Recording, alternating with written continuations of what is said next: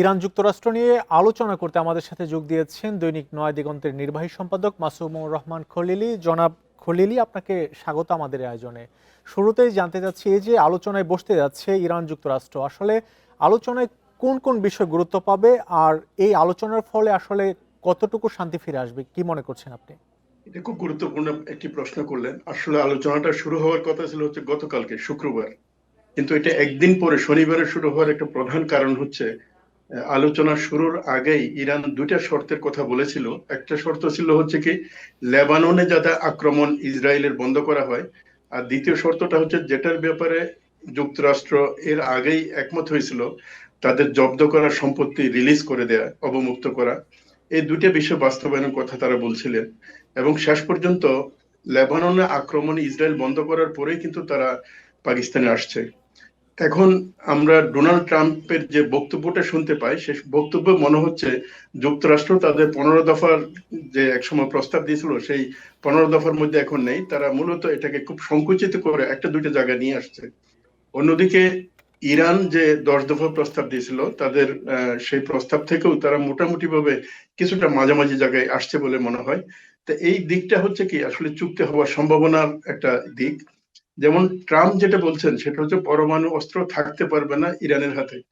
এই বিষয়টা নিয়ে ইরানের নিজস্ব একটা ফর্মুলা ছিল। ইরানের সর্বোচ্চ নেতা আয়াতুল্লাহ আলী খামেনি উনি ফতোয়া দিয়েছিলেন যে ইরান কোনো সময় পরমাণু অস্ত্র অর্জন করবে না। এই অর্জন না করার কারণ হচ্ছে এটি এমন একটা অস্ত্র যেটার কারণে লক্ষ লক্ষ নিরীহ মানুষ মারা যায়। এটা জায়েজ না।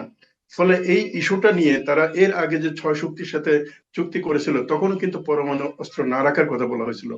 এমনকি এই যে 28 তারিখ, 28শে ফেব্রুয়ারি যে অ্যাটাক করা হলো নতুন করে, সে অ্যাটাকের আগে আলোচনা যে পর্যায়ে চলে আসছিল, ওই পর্যায়ে এমনও কথা তারা সম্মতি দিয়েছিল, সেটা হচ্ছে কি, তারা তৃতীয় দেশ চীন অথবা রাশিয়ার কাছে তাদের সমৃদ্ধকরণ যে পরমাণু ছিল এটা হস্তান্তর করবে। তো ফলে এখন পরমাণু অস্ত্র অর্জন না করার প্রসঙ্গ যদি আসে, তাহলে এটা ইরান হয়তো মেনে নেবে।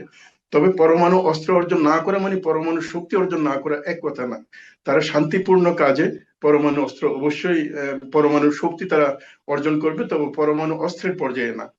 আর দ্বিতীয় যে হরমুজ প্রণালীর বিষয়টা, এটা একটা বিতর্কের সাবজেক্ট হতে পারে, কারণ ইরান সবসময় হরমুজ প্রণালীটাকে আগে কখনো কিন্তু নিজের জলসীমার বিষয় বা নিজের নিয়ন্ত্রণের কথা দাবি করে নাই। কিন্তু ইরানের নিরাপত্তার জন্য যেভাবে বারবার হামলা করা হয়েছে, তখন তারা এটাকে একটা কৌশলগত অস্ত্র হিসেবে হরমুজ প্রণালীকে নিচ্ছে। তো ফলে হরমুজ প্রণালীটা আসলে এই যে উন্মুক্ত করে। আলোচনায় বসতে যাচ্ছে, যদি আলোচনা ব্যর্থ হয় সেক্ষেত্রে কি এই সংঘাত আরো বড় আকার ধারণ করতে পারে, কি মনে করছেন? আলোচনা যদি ব্যর্থ হয়, তাহলে আবার যুদ্ধের পর্যায়ে চলে যাবে। তখন সেই যুদ্ধটা কিরকম হবে সেটার ব্যাপারে হয়তো একটা কথা থাকতে পারে। যেমন সেই যুদ্ধটা এই গত 5 সপ্তাহ বা 5.5 সপ্তাহ যেভাবে চলছে, এরকম ভয়ঙ্কর একটা যুদ্ধ হতে পারে। অথবা সেই যুদ্ধ রাশিয়া এবং ইউক্রেনের মধ্যে থেমে থেমে যেরকম যুদ্ধ এবং লম্বা সময়ের মধ্যে চলা, সেটাও হতে পারে। অথবা এটা হতে পারে যে আসলে যুদ্ধ বন্ধ হবে না, এমন একটা অস্থির পরিস্থিতি যেটা আসলে পুরো বিশ্ব পরিস্থিতির উপর প্রভাব ফেলবে। তবে আহ রাশিয়া এবং ইউক্রেন এবং ইরানের ভূ রাজনৈতিক পরিস্থিতি কিন্তু এক না। কারণ এখন যুদ্ধ আবার শুরু করা মানে হরমুজ প্রণালী বন্ধ হয়ে যাওয়া। তখন তেলের দাম 200 ব্যারেলে চলে যাবে।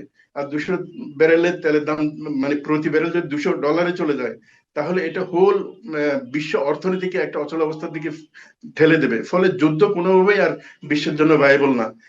এটা আমার মনে হয় ডোনাল্ড ট্রাম্পও বুঝতে পারছেন, যার কারণে আমেরিকার ভেতরে এখন যুদ্ধবিরোধী জনমত এত বেশি, তার পক্ষে আবার নতুন করে যুদ্ধ শুরু করা হয়তো কঠিন। যার কারণে উনি ওই 15 দফাটা বাদ দিয়ে এখন শুধু এক দফায় চলে আসছেন, সেটা হচ্ছে পরমাণু অস্ত্র রাখতে পারবে না। এটা একটা ইতিবাচক দিক যুদ্ধের বলে কথা আমি। বলছিলেন, এরই মধ্যে কিন্তু ডোনাল্ড ট্রাম্প জানিয়েছেন মার্কিন গোলাবারুদ এরই মধ্যে বিভিন্ন জাহাজে তোলা হচ্ছে। হুমকি কিন্তু দিয়ে রেখেছেন যদি এই আলোচনা সফল না হয়। সেক্ষেত্রে আসলে এই যুদ্ধ আরো বড় আকারে, এই যুদ্ধে আরো অন্যান্য দেশ সম্পৃক্ত হতে পারে কিনা, এই ইরান যুক্তরাষ্ট্র বা ইসরায়েল যুদ্ধে? প্রথম কথা হচ্ছে, যদি এই যুদ্ধ কন্টিনিউ করে, তাহলে অনিবার্যভাবে আরো বৃহৎ শক্তি এর সাথে যুক্ত হয়ে যাবে। যেমন রাশিয়া এবং চায়নার কথা বলতে পারি। এমনকি ইউরোপের যে পরাশক্তি মিত্র ছিল আমেরিকা, তারাও কিন্তু আমেরিকার পক্ষে নাই। এটা একটা। দ্বিতীয় হচ্ছে কি, এই যে ট্রাম্পের হুমকির কথা বললেন, ট্রাম্প যখন যুদ্ধবিরতি হলো তার আগে এমন হুমকি দিয়েছিল যে ইরানের 5,000 বছরের সভ্যতা রাতারাতি এটা নাই হয়ে যাবে। এই হুমকিগুলো হচ্ছে ওনার একটা ট্যাকটিস। এটা হুমকি মানে হয়তো মিন করা না, কারণ আমেরিকার ক্ষমতা কতটুকু আছে এটা কিন্তু আবার পরীক্ষিত হয়ে গেছে। উপসাগরীয় রাষ্ট্রগুলো আমেরিকার উপর নিরাপত্তা নির্ভরতা কিন্তু আর করতে পারছে না, এবং আমেরিকা অজেয়, পরাশক্তি অনেক বড় শক্তি, সবচেয়ে বড় সামরিক শক্তি, কিন্তু অজেয় হিসেবে তার প্রমাণটা কিন্তু এই ইরান যুদ্ধে রাখতে পারে নাই। ফলে হুমকি দিয়ে পুরো বিশ্বকে জয় করা যাবে এমনটা আমার কাছে মনে হচ্ছে না। জনাব মাসুম খলিলি, আমাদের সাথে যুক্ত হওয়ার জন্য আপনাকে অনেক ধন্যবাদ।